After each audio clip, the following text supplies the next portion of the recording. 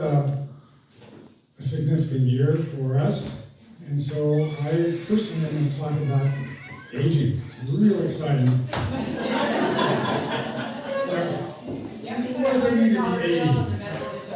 It means that you've lived 29,281 days and went around the sun 80 times. That sounds like a lot until you learn the Earth is 4.5 billion years old. Glory. Thank you very much. I like that support.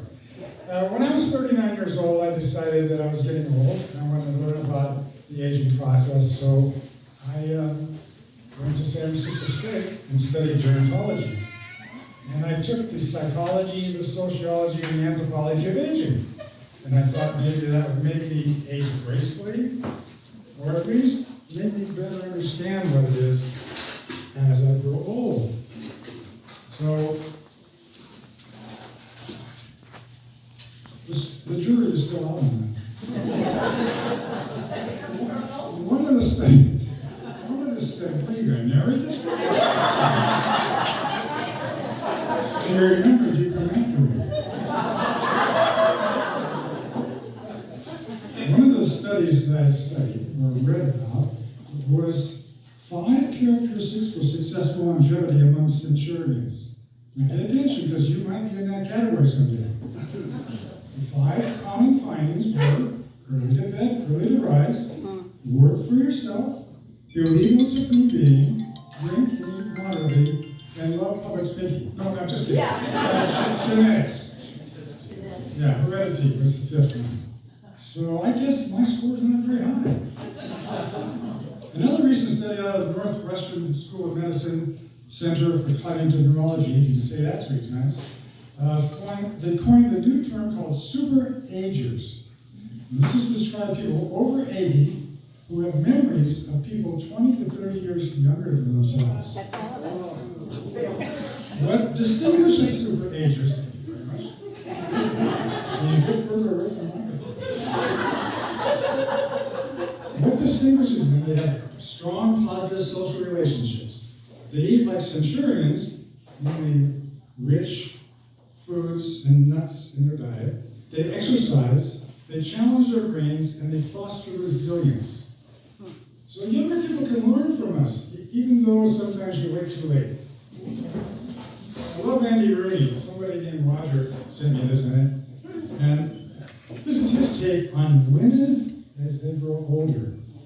Older women will never wake up in the middle of the night and ask you, what are you thinking? Few older women give a damn what you think about them. Older women are dignified. They seldom get into a screaming match at either a restaurant or a symphony. They do care about cleanliness.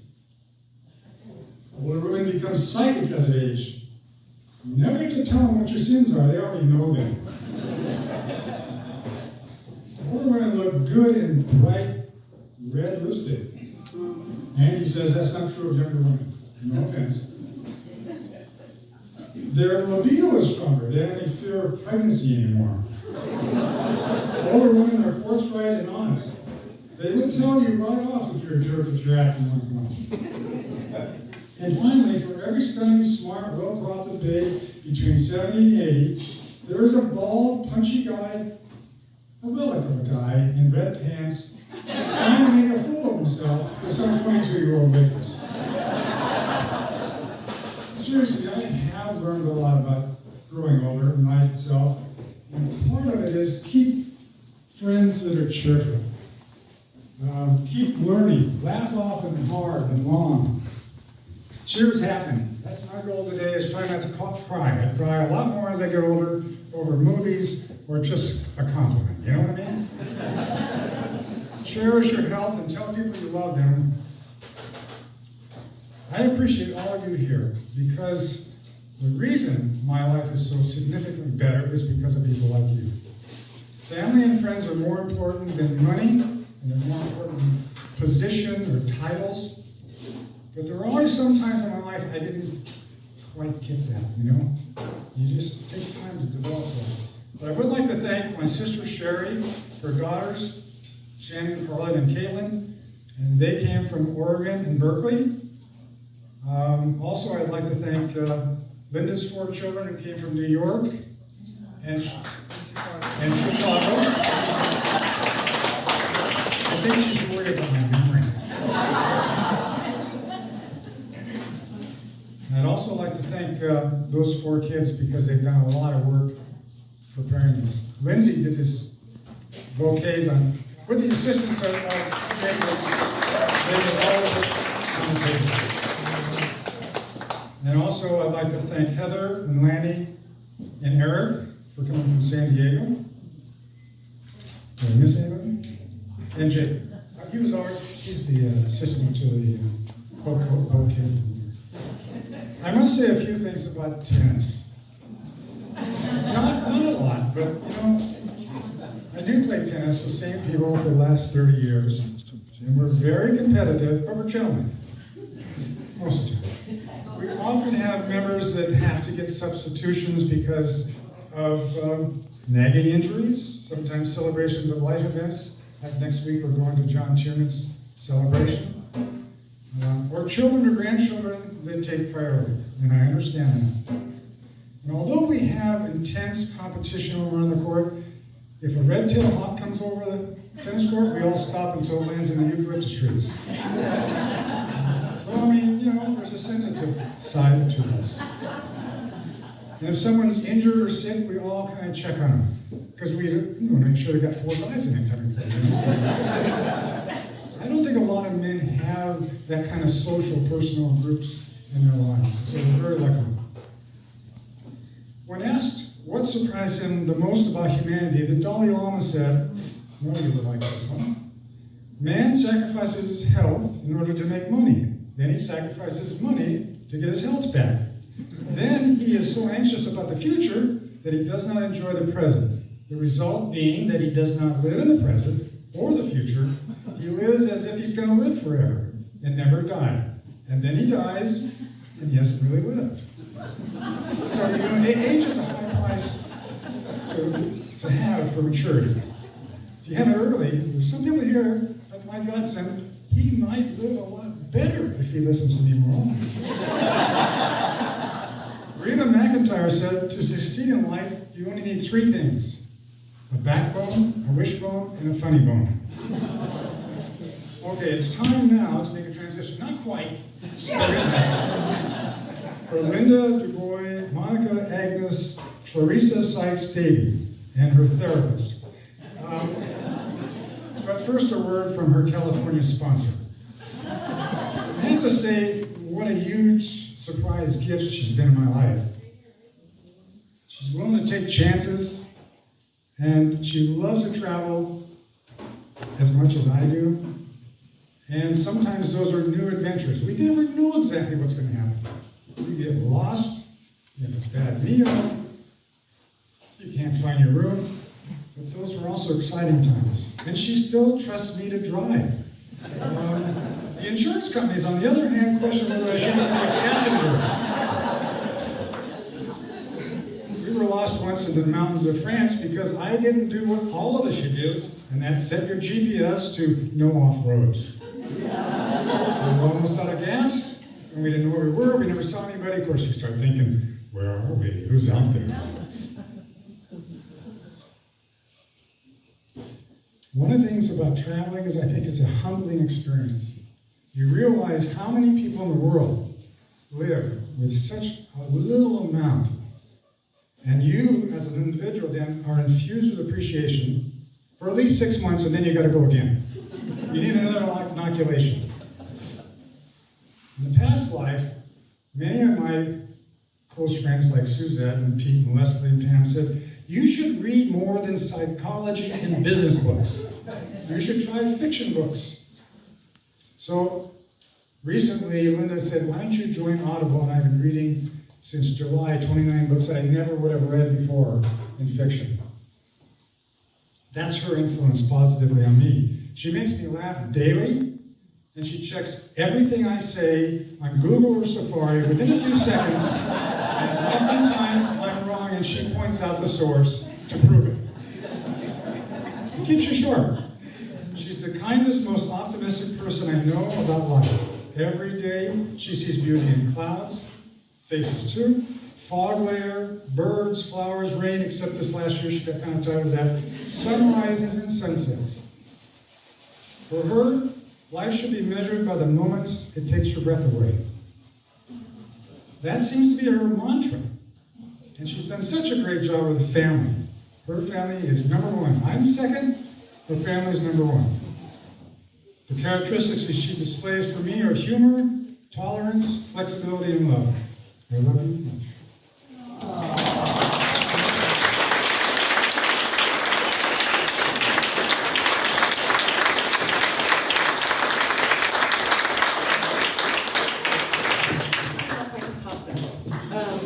But I'm going to try.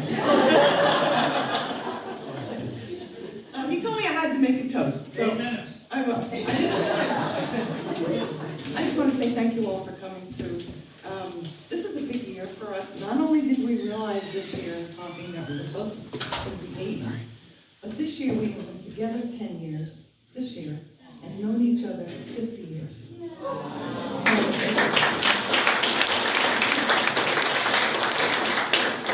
Lee has studied aging. I've never cared much about it.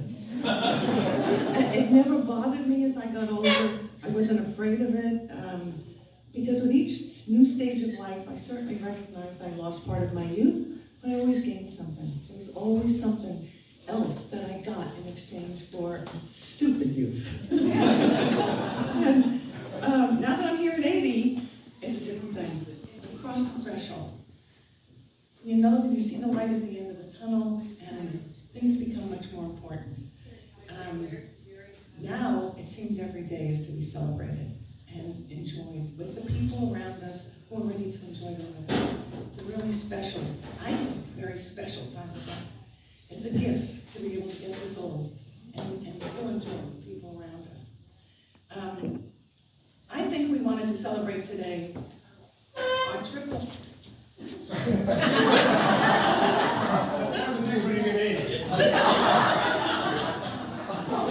Our triple milestone.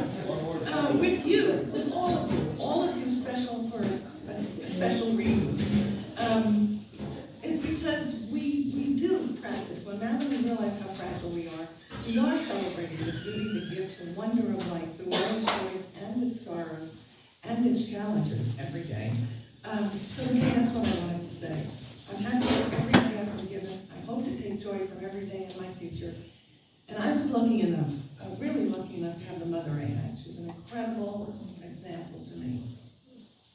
When she was 92 and in a rehab center, after a fall, whenever I visited her, which was just about every day, I would take her outside, wheel her outside in her wheelchair. And she would throw her head back and she would say, "Oh, Linda, just to feel the wind on my face, just that breeze as it goes by." And then when she came home, in the last months of her life, she at home in a wheelchair, I was there one day and she said, "I need to go to Target." I said, "Why?" And she said, "The curtains are looking a little weary.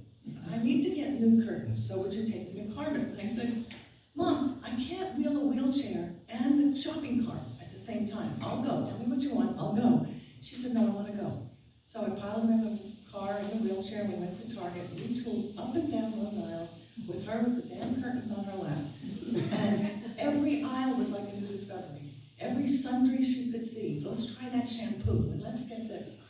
And the happiness that she took in that every day has been a wonderful model for me as I've gotten. I mean, she was a model in a lot of ways, but I mean, that one thing in terms of growing old was incredible. And so now I try to look for the excitement, the joy, and as many little things that make up every day. And they're there, if we just take the time to look for them. She's my model for growing older, and I think that's the secret joy. Well, secret for us, because we just got there, that we discovered together about getting old. The second reason for Lee and I celebrating this special birthday is to share our happiness with all of you. We are so fortunate, and I mean this, to have all of you in our lives, each of you in a different way. Incidentally, this is the first time in our families that the three families have met. My 4 kids, and that's not the whole family, because there's his spouses, my kids' spouses, and working grandchildren, but all my kids are here today. Lee's sister and her family, and Sheila's family, all here in Winthrop today. That's really special.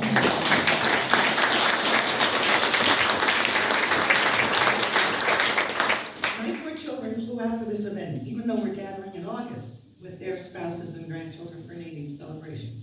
I can't adequately put into words how special my 4 kids are. They're each so different, and yet they work together, laugh together, and care for each other like a well-oiled machine. They really do. You're taking my place. They arrived and they pitched in to help with this party. They actually lived the importance of family. You should know I made a hell of a lot of mistakes raising them. I tried, but I did, and they survived.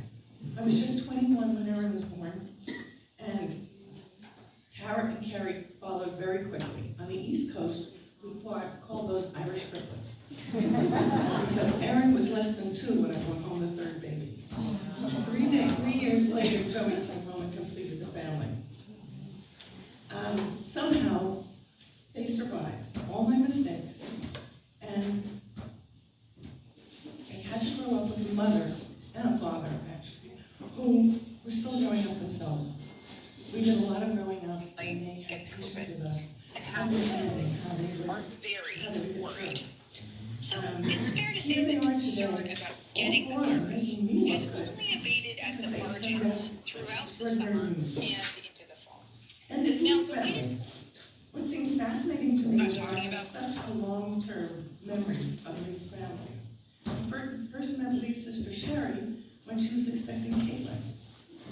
And when you came back to the United States from Japan. And I love getting to know her better. She is funny and caring, brave and giving, witty and warm. And I feel fortunate to have her and her children and her grandchildren in my life. Heather's also, Sheila's sister, has a special place in my heart. I know how hard it was for her to lose her sister.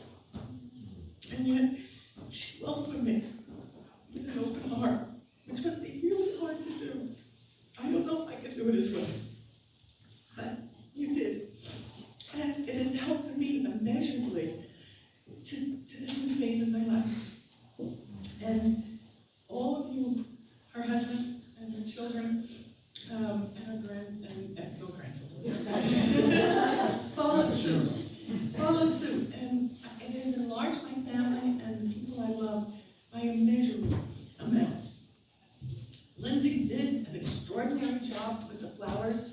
I turned them over to her, even though I like to have a little control over things. Knowing that she could do it. And I walked in to the party, the garage, yesterday, shocked at what she had done for the party. And to all of you old friends and newer friends who came here to share with us, we wanted you here because all of you have enriched our lives in some way. We count on you for our ongoing laughs, our adventure, our encouragement, our support. Most compelling, my reason for celebrating today is this guy. I never believed I could be so lucky as to be getting older with this man by my side.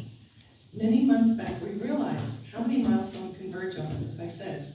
We're 80 this year, been together 10 years, and we've known each other 50 years.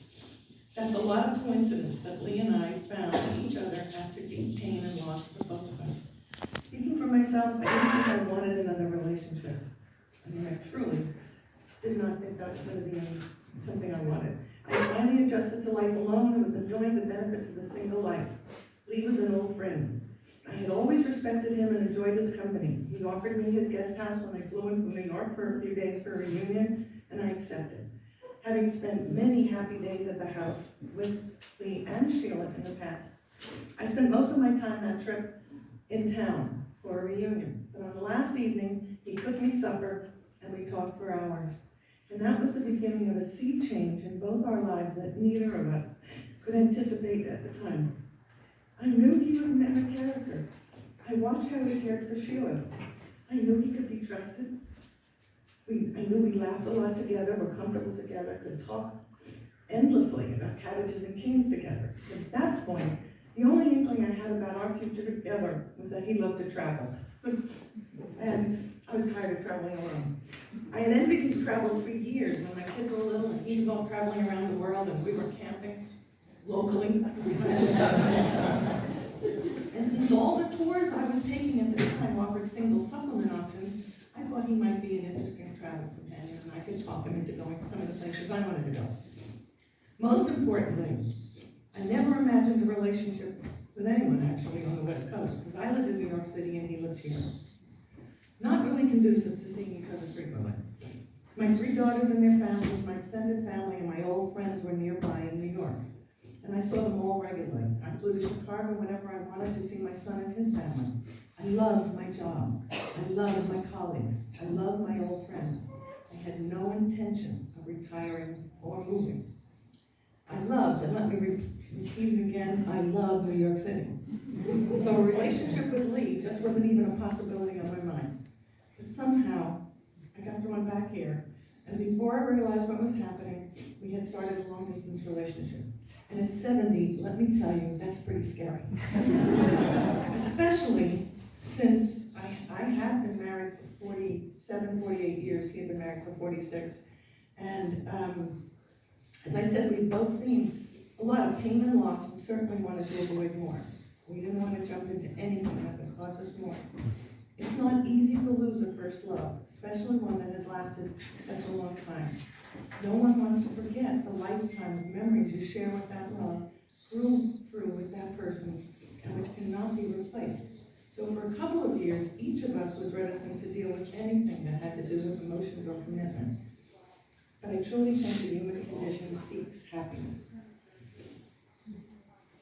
If you allow it to seep through the wall you erect after hurt or loss, and there is always a wall. Happiness is a choice, I believe, a gift you give to yourself, and not something you wait to be given. It requires action on the part of the individual. You can find your happiness anywhere if you're brave enough to recognize it and claim it. And so as much as I feared the unknowns of a new, deep relationship, eventually I had no choice. I finally recognized that my happiness was with Lee. It took time because both of us instinctively knew at first that we hadn't fully finished grieving yet. We hadn't talked about it, but it was clear. And we knew we had to finish that before we could really see any future. A second love is not and should not be a replacement for the first.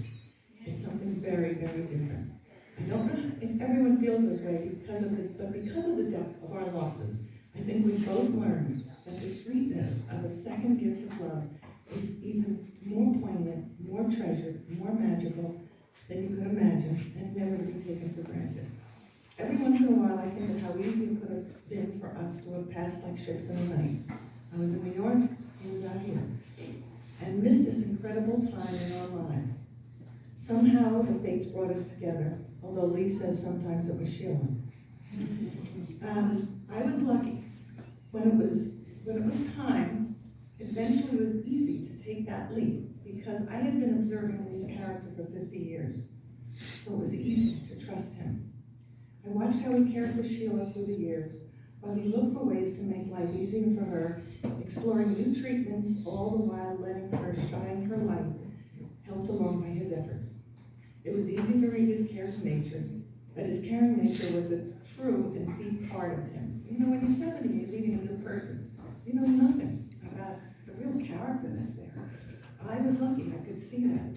I saw the little things he picked up on and knew he was a man who was a helper. I noted how every problem that came his way was treated as a challenge to be worked through or a puzzle to be solved, rather than something to complain about or curse. I watched his gentleness with people, especially with children and creatures of all sorts. And I knew that finally I could be safe in his heart. I watched him seek out information with an appetite that never diminished, and I knew his mind would keep me challenged. I saw him smile, and it came from deep within his being. And I knew that my heart had found a new home. The rest is history. I enjoyed every day with him. We probably spent more hours together than one would ever think possible, or tolerable, and yet we enjoyed it. He can be silly and insightful, deeply caring and emotional, so I want to say thank you. We came into each other's lives too late to be able to ever celebrate 50 years together, or even 25, I'm guessing. So this is the opportunity for a celebration where I can tell the world how much you brought to my life. You bring a joy and a youthfulness, a security and a love that I never expected at 70, let alone at 80. You make my laughter carefree, my days exciting, and my heart full. I want to tell you something about Lee that some of you know, some of you don't. He lost his mother when he was 8, after a long illness. And he doesn't remember very much about her. But I've studied child development all my life. I know a lot about kids and how they create security in their lives. And I will tell you something. Watching his caring, gentle, loving nature, I know she must have given him a love that was a very special and indelible kind of love in those first few years. And that he has kept. It was an ember that he kept alive in him all those years. And of security and love that he's been able to keep alive throughout all the vicissitudes in his life because it was so deep. He doesn't remember it. I have to keep telling him because I know it's true. That she had given him that. There's a quote that I read years ago. I have no idea who said it. And usually I'm good about that, but I don't remember. And the quote goes like this: to love the one who loves you, to admire the one who admires you. In a word, to be the idol of one's idol is exceeding the limit of human joy. It is stealing fire from heaven. And that's the way I feel. I never expected, and I'm deeply grateful for every day I have you to love. And in the bargain, I'm an eternal companion. Thank you for sharing our joy